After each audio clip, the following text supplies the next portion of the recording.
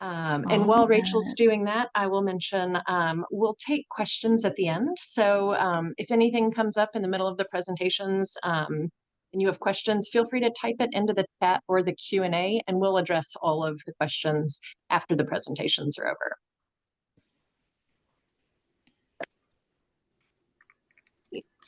Wonderful. Excellent. Alexandra, I'll let you start now that we've got the presentation up. Hi there. Good morning, good evening, everyone. My name is Alexandra Beich, and I'm the Agricultural Attaché in the U.S. Embassy in London.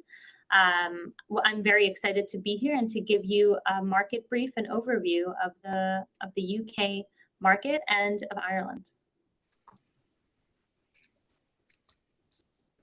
So today we're going to cover a couple of different topics. Firstly, as we've just heard, we have a fantastic staff here in the U.S. Embassy in London. Our office covers the United Kingdom, which includes England, Scotland, Wales, and Northern Ireland, as well as Ireland.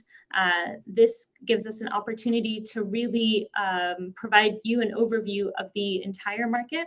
And so we're excited to share with you some of the trends, some of the distribution channels, and some of the other information that might be relevant if you're looking to export to the UK and Ireland market. I'll also share with you a market overview, as well as some demographics and distribution channels. So let's hop to the market overview. First of all, I'd like to give you a quick overview of the market in the United Kingdom. So the UK has, as you would guess, strong cultural and social ties with the United States. This means that people who are living in the UK are very much aware from experience, as well as from visiting the United States, the different products that are currently on the market there. This provides a lot of really wonderful opportunities for US exports, particularly consumer-oriented products, including specialty food products. And just like in the United States, where we have a trend towards foods that are considered healthy or healthier, the same types of trends are prevailing in the United Kingdom and Ireland. These types of products, as well as convenience foods, are a real driving force in the UK market, as well as food and beverage markets.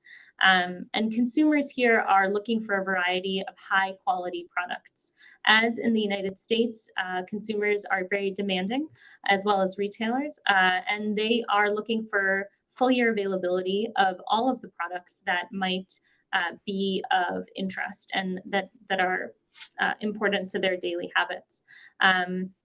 The UK is the 6th largest economy in the world and the 2nd largest in the European continent. And so these facts make it an incredibly important market for US agricultural products. To give you an overview of the type of production that's based here in the UK, it's extremely mechanized, efficient, and intensive compared to by European standards. For this, however, means that while the UK is very intensive and mechanized in its production, they are not able, because of its land size, to really produce the entirety of the products that they need. So they produce approximately 58% of the country's food needs, and are less than 20% self-sufficient in fruit. So this provides a lot of market opportunities for imports. The UK is also very receptive to goods and services from the United States, with nearly 3.1 trillion GDP. The UK is the United States' top European market, and the 5th largest market for all goods, including agricultural products. Next slide.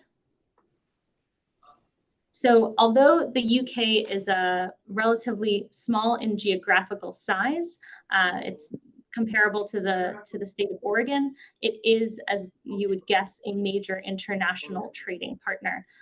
And it is the 6th largest economy in the world and the 2nd largest economy in Europe. For US agricultural exports to the UK, we export approximately, in 2022, we exported around 3 billion in agriculture and related products. The dominant product is wood pellets, as you could see by this chart. We exported just over $1 billion in wood pellets. And this is important, particularly for states in the southern United States, which Rachel will cover in her presentation a little further. But as you can see, and the chart displays some of the products that are particularly important for U.S. exports to the UK: tree nuts and distilled spirits, wines and related products, and food preparations. And I think these are opportunities for continued growth in the UK market. The issues that are prevalent in the UK market and should be considered is there's a cost of living crisis that has been in the United Kingdom since really the COVID pandemic. This has driven higher inflation. This has caused higher inflation and driven prices up, including energy prices, and food prices. So this is something that really will be a concern for consumers and something to be under consideration when you're thinking about the market generally.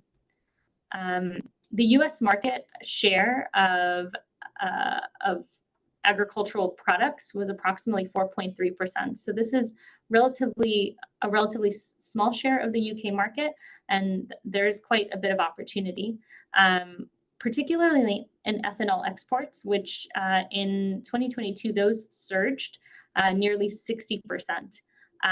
So that's something to consider as far as some of the agricultural related products that may be of interest.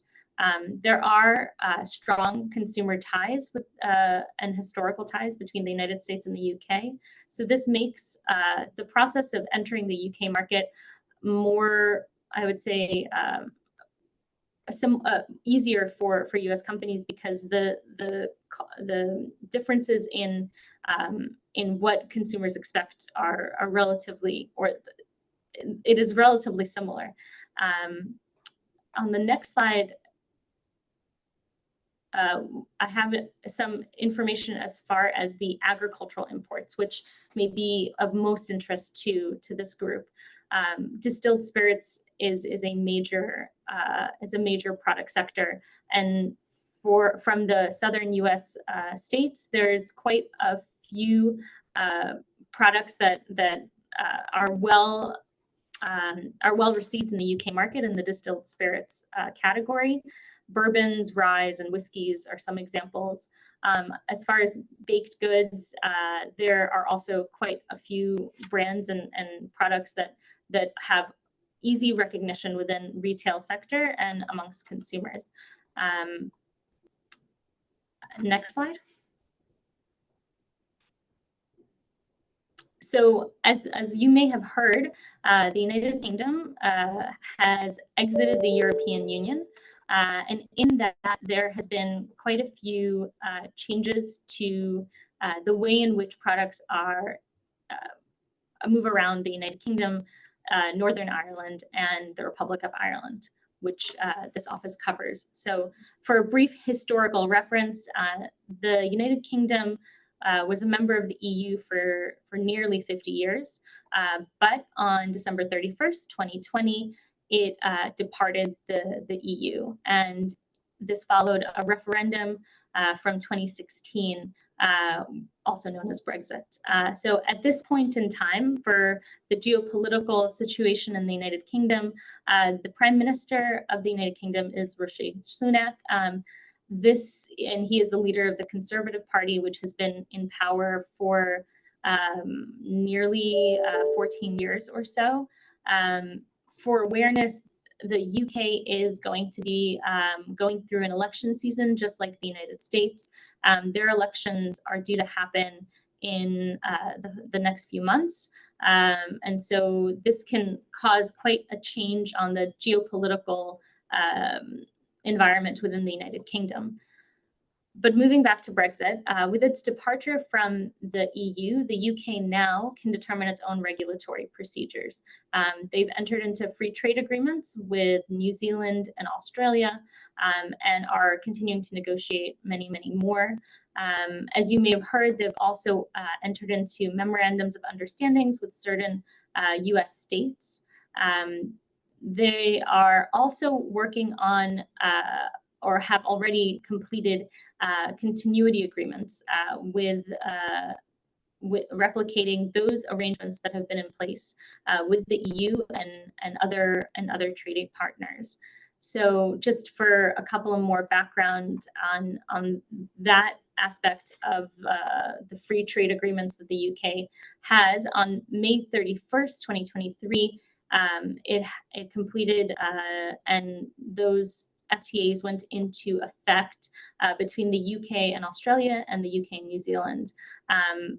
For awareness, those types of free trade agreements have actually faced quite a bit of criticism from farming unions because of the types of provisions that were put in place. So future provisions will have to have some continued there will have to have some continued kind of engagement with the farming community. The UK is in the process of joining beginning the process to join the Comprehensive and Progressive Agreement for Trans-Pacific Partnership, also known as CPTPP. While the negotiations were completed in March 2023, the protocol of accession was signed in July of 2023. The agreement still takes up some time to be put into place, and there are still legislative procedures that have to be completed potentially within the second half of 2024. Other FTAs that may be of interest include the FTAs between the UK, Japan, and Norway and Iceland. And then just for a few more details, because the United Kingdom has exited the EU, the United Kingdom also has devolved nations within it, so including Scotland, Wales, and Northern Ireland. With regards to Northern Ireland, there are slightly different or quite different requirements for products entering Northern Ireland. Northern Ireland, under the under an agreement with the UK and the EU, retained EU requirements, customs requirements. For these reasons, there has been quite a number of negotiations between the United Kingdom and the EU to ensure that products entering Northern Ireland are not go through certain channels that ensure that they either stay in Northern Ireland or that if they are going into the Republic of Ireland, that they meet certain other requirements. The Windsor Agreement, which was signed between the EU and the UK, has gone into force, and this provides certain lanes for these products. Additional information on all of these kind of more minutiae policy and trade policy issues can be found in our GAIN reports. I'm happy to share a link for those with anyone interested. You can find a lot of very useful information, including an exporter guide on the UK, as well as other policies, customs requirements, and certifications that are needed in order to export to the UK. I know that this is quite a bit of a detail, but I hope that it gives you a sense of the UK market, of the environment that we're currently in, and look forward to any questions that you may have. Thank you.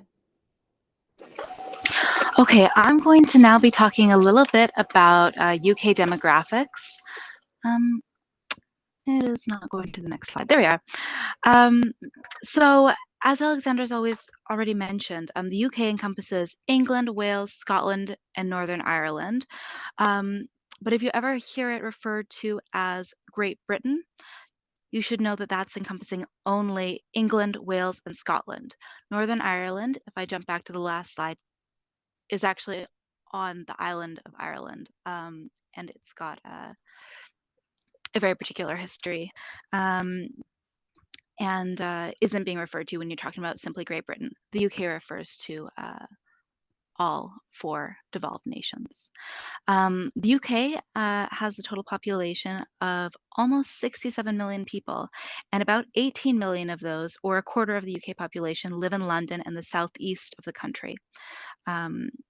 Together, those 2 regions, however, cover less than a tenth of the UK's land area, while the northwest of England has 7 million residents, and the 3rd largest population is home to the cities of Manchester and Manchester and Liverpool. Also, just a brief note on the demographic breakdown of the population. According to the 2021 census, which is the most recent one here in the UK, 82% of the UK population identified their ethnicity as white, and the remaining 18% are comprised of mixed, non-white, or other ethnic groups. Reflecting this, and of more interest to everyone here, I'm sure, is the UK's diverse food scene. They have got a wide variety of ethnic restaurants all across London and in major cities all around the UK. So you can find Indian, Chinese, Thai food in many parts of the country, and especially in capital regions and the large cities. We've already touched a tiny bit on the cost of living, but forgive me if I expand a little bit more on it. The UK has experienced a really big increase in food prices. In fact, it's the largest in over 40 years. And this has also been accompanied by a rise in utility bills. This was initially after a number of different sort of international factors that caused inflation. So everyone knows the pandemic and the associated lockdowns caused a lot of strong global demand for specific consumer goods. And there was also a lot of supply chain disruptions that came out of the pandemic, as well as a few disruptions that came out of Brexit.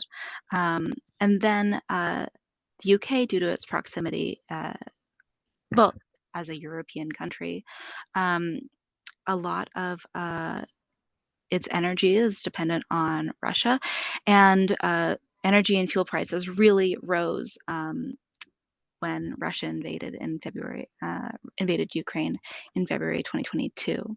And this cost of living crisis has meant an increase in the number of people choosing between feeding their families or having to heat their homes. And I don't know if you guys have spent a winter out here, but it can get pretty chilly. So this is a very real concern for a lot of people in this country. So what we've seen is an increase in the use of food banks. Lots of people have been using free school meals, and this has been a major trend over the past 2 years. Equally, there's been a lot more price-conscious shopping because money has been tight. Consumers have been changing the way they spend. So people are preparing meals from scratch more often and eating out slightly less. You're also seeing when consumers are going out, they're trading down. So rather than maybe going to the really expensive restaurant, they may be going to some place that's slightly more affordable. People are buying fewer branded items and buying a lot more from discounted supermarkets. And that's something my colleague will touch on a bit more later. The UK is also a very technologically advanced country, and there's been a real uptick in online shopping and also an interest in shopping locally and supporting local businesses, which is another hangover from the pandemic. Another thing is new cooking habits. People are cooking a lot more from scratch, and they're using their leftovers a bit more rather than letting them just go to waste. Part of this, I think, is perhaps some efforts towards being more sustainable and more environmentally conscious, as well as the fact that people's budgets are stretched a bit more thin these days. A big influence on consumers in the UK is health. After the pandemic, people are really looking at their lifestyles, their eating habits, and being a lot more health conscious. So that's leading a lot of people to buy foods that they perceive as healthier. A final thing that I haven't mentioned on this slide, but I think is important just for companies based in the US to be aware of, is that there is a really key difference between American homes and British homes. kitchens are a lot smaller here, and fridges are a lot smaller, and this is really reflected in a lot of packaging considerations. So just as a little thing to point out for people, as a practical thing to be aware of.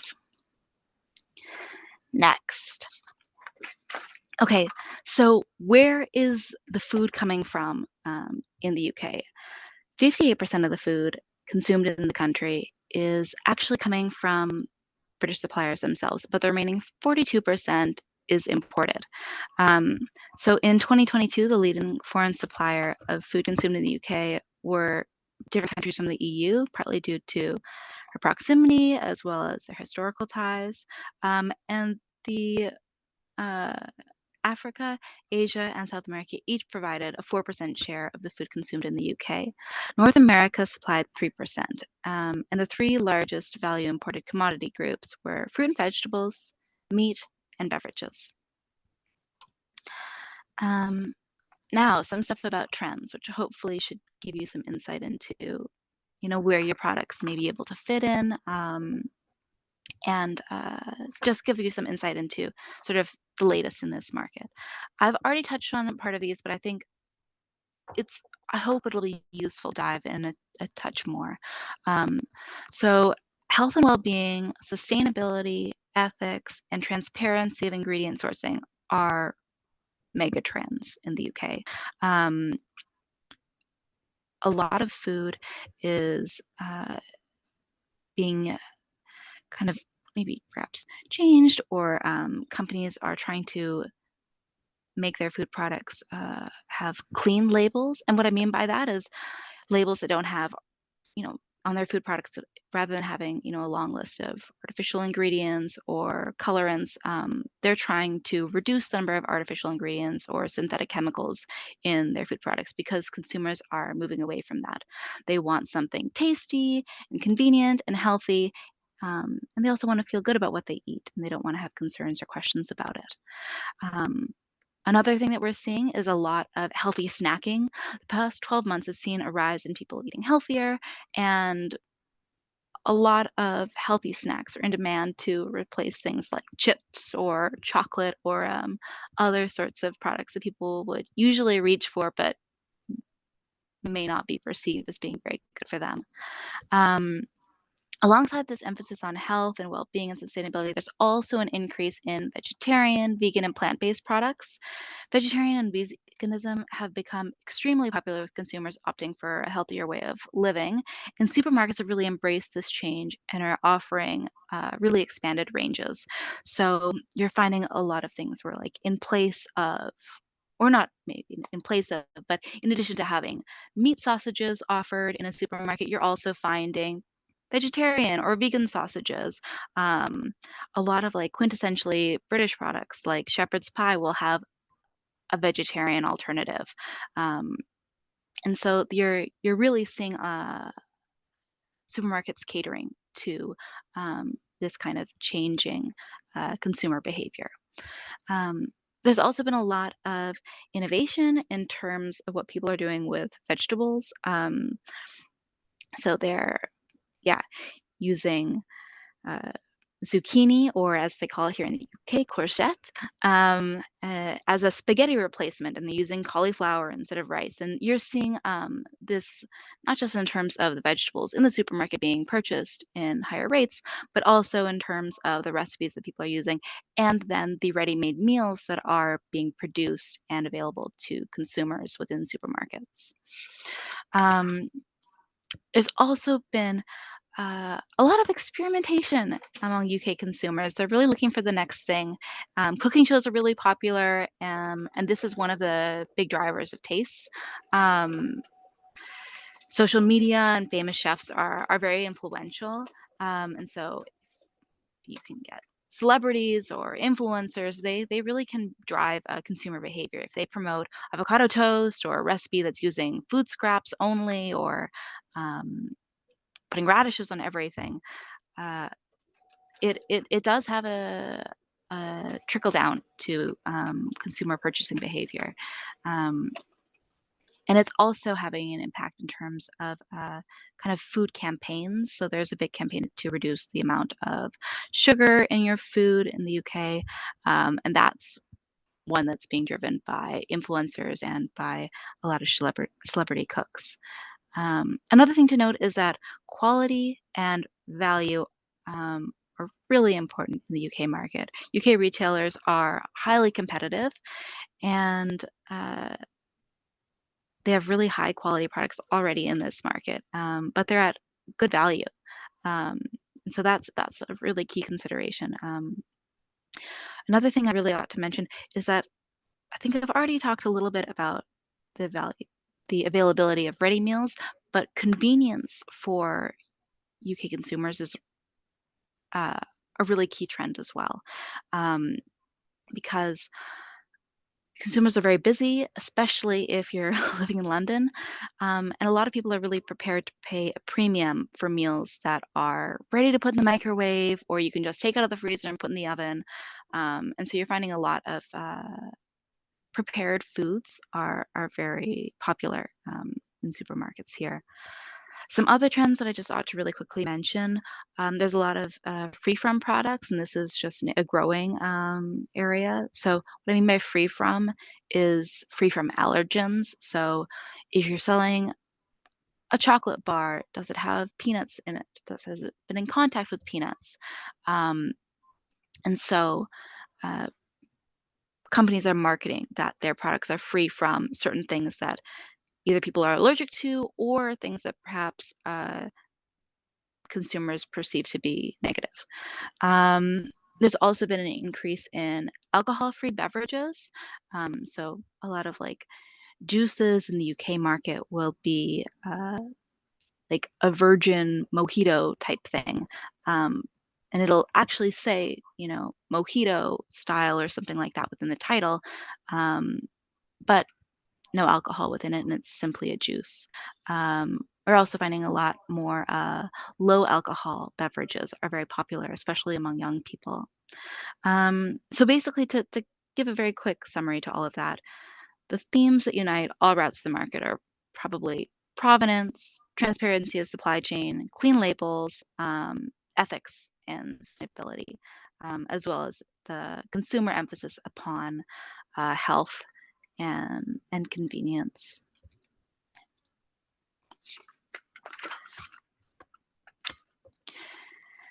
Okay, and then a quick discussion of the UK market for US agriculture. The UK is a top market for US agriculture, with US exports of agriculture and related products to the UK amounting to about $3 billion in 2022.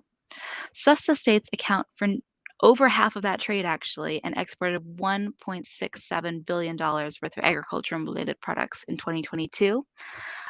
Forest products were the biggest export from the US to the UK, and this is predominantly in the form of wood pellets, which are used for energy here. Louisiana is the biggest exporter among the SESTA states, and they exported 367 million in 2022, followed by Virginia at 153 million in 2022, and North Carolina very close behind with 121 million. From among SESTA states, distilled spirits are roughly a third of consumer-oriented agricultural trade, and this is mainly coming out of Tennessee and Kentucky. Also among SESTA states, particularly Arkansas, is a very large exporter of soup and other food preparations, which is the next highest category in consumer-oriented products coming into this market. But if you look at the table there, you can see a breakdown of some of the most popular products in 2022. This isn't not just for SESTA states, this is for all of the US, but I think it kind of gives you an idea of which products are making it into the UK market. And now I'm going to turn it over to my colleague Julie to talk about distribution channels. Okay, good afternoon, good morning, everybody. As Rachel just mentioned, I'm going to be speaking to you about the distribution channels, of which there are the three main channels: retailers, food service, and food processing. Each sector has its own group of specialist importers, And I'm going to talk to you about each of the sectors in a bit more detail, starting with retail. According to the UK's Institute of Grocery Distribution, in 2022, the UK retail grocery market was valued at nearly $240 billion and estimates that the market will be worth $283 billion by 2024, a 12.5% increase. Supermarket chains. There's 5 main supermarket chains that dominate the UK food retailing market, accounting for almost 75% of the market.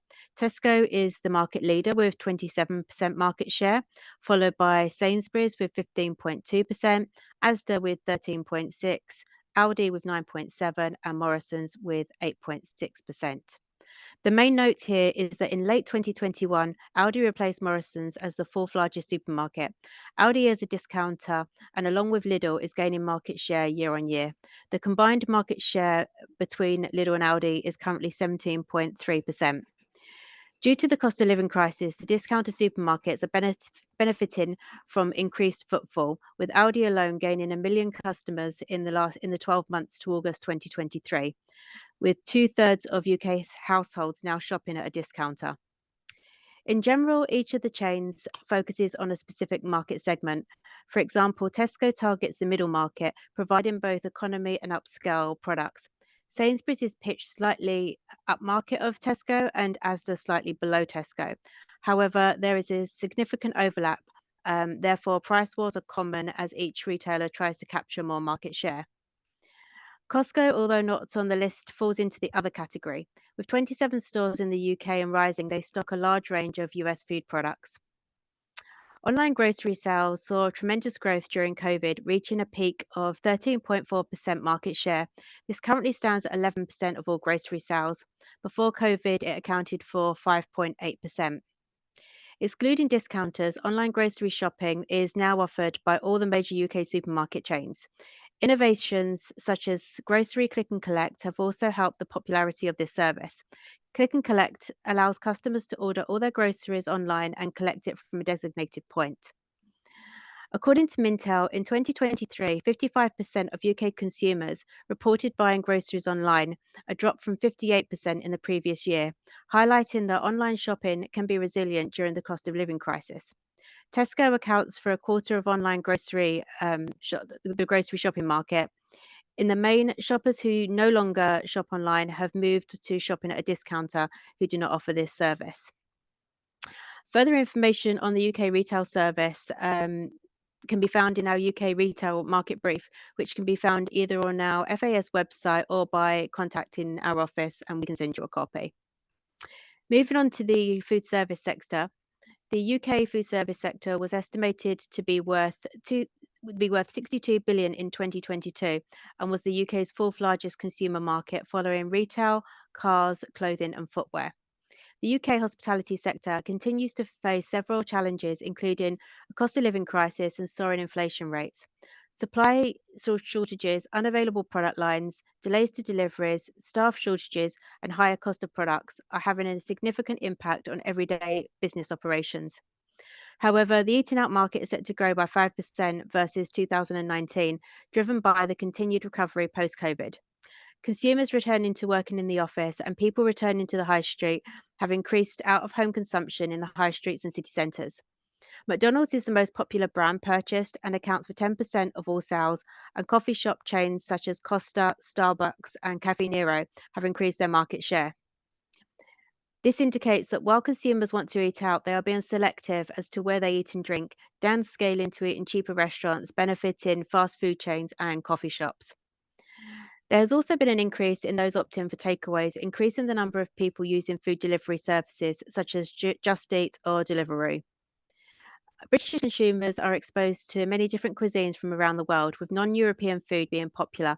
As many as 7 out of 10 Britons state that they like to eat non-European style of food. Again, more information on the food service sector can be found in our UK HRR report, which again is available on the website or by emailing us.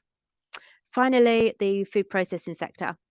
This sector is the largest single employer in the manufacturing industry, making it larger than automotive and aerospace combined. UK multinationals such as Unilever and Diageo are among the largest in Europe. Many US companies such as Kraft, PepsiCo, ADM, Conagra, and Cargill have also substantial interest in the UK market. Given its size, the sector is a significant importer of food ingredients, both processed and unprocessed.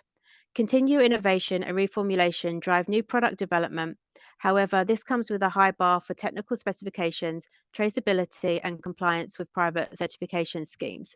Chilled convenience food is more dominant than in the United States, driving demand for exotic ingredients to meet ethnic or local flavor requirements in recipe development. Next slide, please. Or the one after. One more, Rachel. Thanks. As you would have gathered, our office has a wealth of resources available to you. So if you decide to export to the UK, please do get in touch with us and we can either send you market information reports or a list of importers for your specific product category. In addition to the resources, we also have 30 US trade associations with UK representation. Groups that may be of interest, depending on your product, are the Distilled Spirits Council of the United States, as well as lots that cover fresh produce, dried fruit, and nuts. These can be seen on the next slide. There we go. And then if we go one more slide. That's it. So onto social media. FAS London launched into the world of social media in December 2020 and has since set up X, which was formerly Twitter, Instagram and LinkedIn sites, as well as a website. The aim of these sites are to increase consumer communication to portray a positive perception of US food and drink exports. Social media has become an effective vehicle in influencing consumer decisions and building brand awareness. This means producing valuable content and placing it within the foodie social sphere, allowing conversation and engagement. If you are not already doing so, please do follow our various accounts as there are a wealth of information. Next slide. That's it. If you would like further information relating to any of the information you have heard from us today for your specific product, please email us and we'd be happy to assist you. Other than that, we'd like to say thank you for listening to our presentation today. We hope you enjoyed it and you found it informative. And now I'll pass on to Anouk. Yes, thank you so much. That was wonderful. A great overview of the entire market. So interesting about the wood pellets. I didn't realize that was such a large, that the UK was such a large market and so many good Southern products going as well. So thank you. All right, Anouk. Yeah, indeed. Thank you to the FAS team in London. Thank you for your contribution to this webinar. Really informative and hopefully, this made it a little bit more clear how, what the trends are in the UK, etc. for our participants today. For those who don't know me, my name is Anouk Dijkgraaf and I am one of Systa's European in-market consultants. And as Danielle already mentioned, the UK is still part of Europe, of course, so it's still in Systa's European strategy. And we are happy to cover this interesting market. Since a couple of years, we have a show in the UK again within the Systa strategy. It is the IFE in London, which is the International Food and Drink Show. When you're interested in exporting to the UK, this is the perfect show for you. The show starts on the 25th of March and ends on the 27th of March 2024, and it attracts about 30,000 visitors. So when you participate with Systa, you will get a 9 square meter booth, and we still have some booths left. So if you are thinking about exporting to the European market or to the UK, this could be a great opportunity for you to meet importers, buyers, retailers from the UK at the show. So included in a participation fee is a 9 square meter booth, of course, individual booth with a graphic on the back wall, a desk, a table and chairs, shelves. So everything is included that you need for your participation. The costs, the corner booths are already sold out at this moment, but we have inline booths, a few still available, and the cost for this would be 2,251 USD. These are some pictures of the last or of this year's event in March 2023 to give you an impression of the booths. And next to this event, we have more events, of course, not specifically for the UK, but if you are interested in hearing more about this, you can always reach out to Danielle or to me. We are happy to explain more about what we can offer you. But one important thing is the trade servicing that we offer, and this is all part of SUSTA's program. So please make use of it. We offer the webinars like this, virtual consultations, so you can sign up for this through the SUSTA website, and we will have tailor-made discussion. You can send us your questions before, and we will answer all of them. And if I don't know the answer, I will make sure that we find someone that knows the answer. Videos we make, newsletters. So again, please make use of all the services that SUSTA is offering you. And again, questions, you can just send me an email or give me a phone call.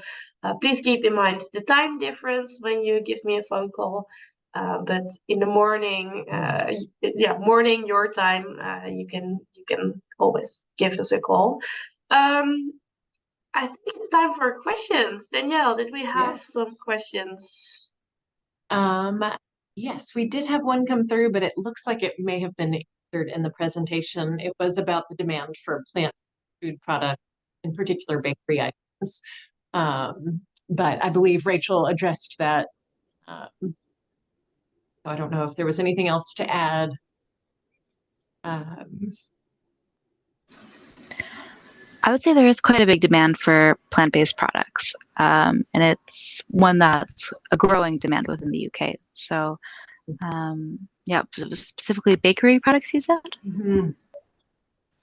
Oh, that's interesting. Julie, do you have any thoughts?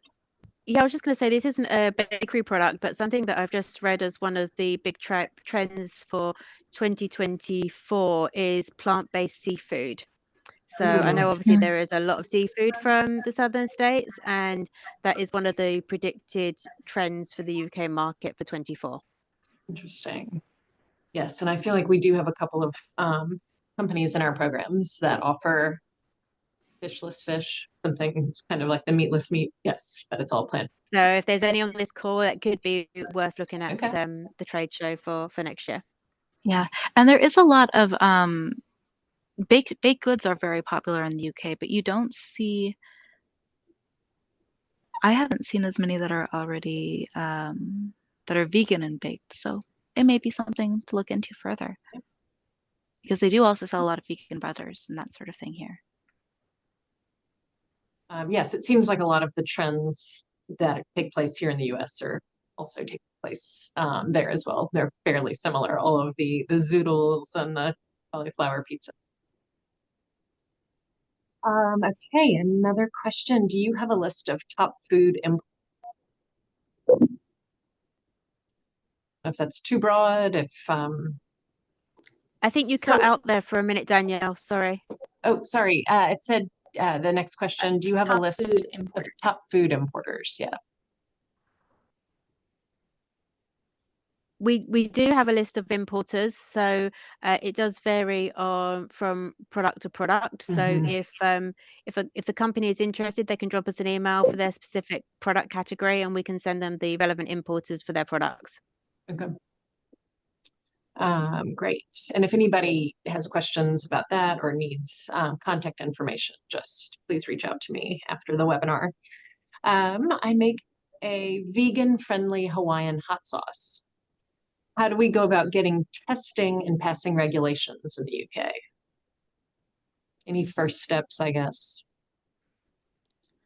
I would Um, say, and I'll let maybe Julie add in more details, but an important first step would be on our website, on FAS's website, we have an exporter guide, but we also have what are called FAIRS reports.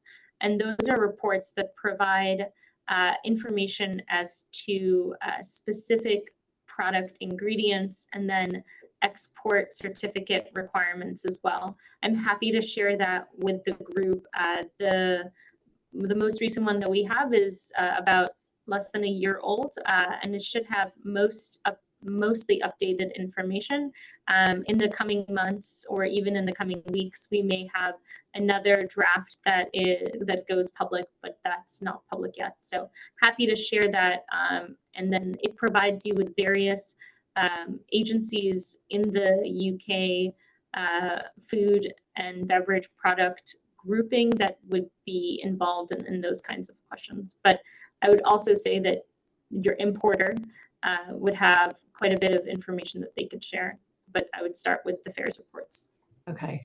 And Chemo, I can share that. I'll pull those reports for you and send them over today. In baked goods, is there a strong sensitivity to too much sugar, in particular cane sugar? there's something, there's new regulations that came out that have been brought in the last few years. It's products that are high in salt and sugar, and they're basically penalizing any products that are high in those ingredients, in the fact that they can no longer be promoted on the end of aisles in supermarket or by the supermarket checkouts. You're not allowed to have promotions on those sort of products. So many of the big companies have reformulated so to reduce the amount of sugar and salt within products, and also products that do have higher amounts of sugar. So, for example, the normal original Coke, for example, are priced at higher than, say, Diet Coke. So they are really trying to penalize companies that have products with, and this is across the board, whether it's ready meals or snack products, cereals, the whole way across to the UK is suffering from a high obesity rate as well, and they're trying to really reduce the amount of sugar and salt that the whole population is having, but in particular the amount of that children are eating. Okay. All right, great webinar. What are the countries that UK is negotiating the free trade agreement with? So I can share a few that are publicly available. So there have proposed FTAs or enhancements on existing agreements with Switzerland, Canada, Mexico, and India.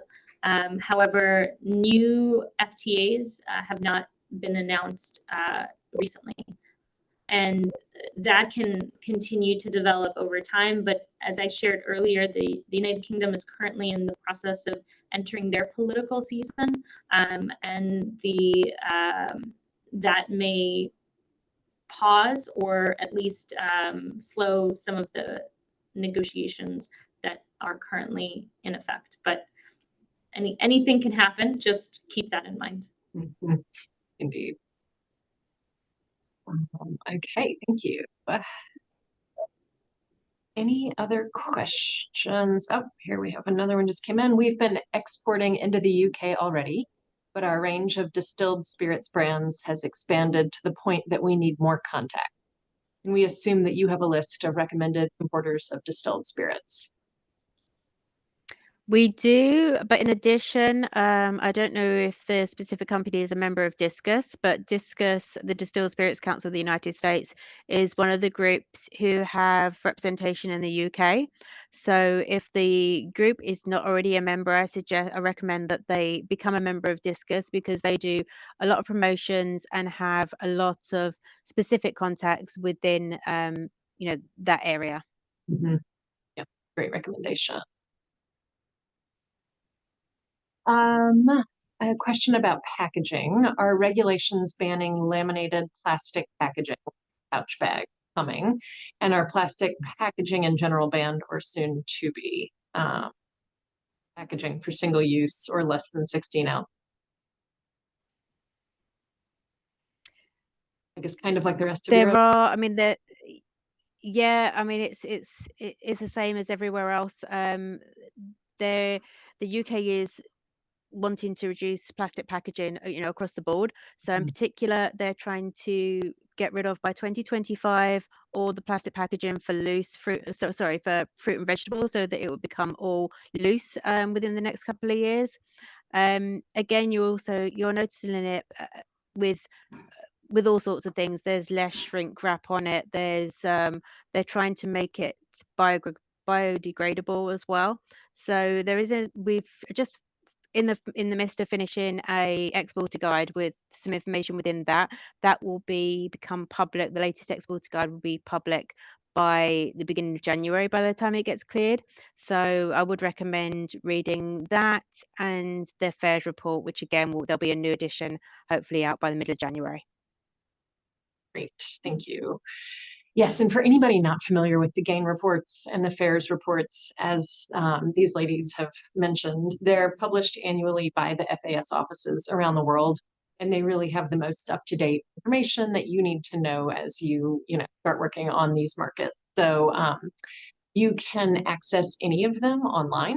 I mean, a quick Google of like USDA GAIN report, and you'll see there's a drop down of all the countries, but I'm always happy to pull those reports for you as well. So if you shoot me an email and need those reports, we are happy to do that for you. The new ones are usually, as Julie mentioned, theirs will be published in early January. Some countries or some posts do it in December, but it's usually around December, January that we see the new reports published. Thank you.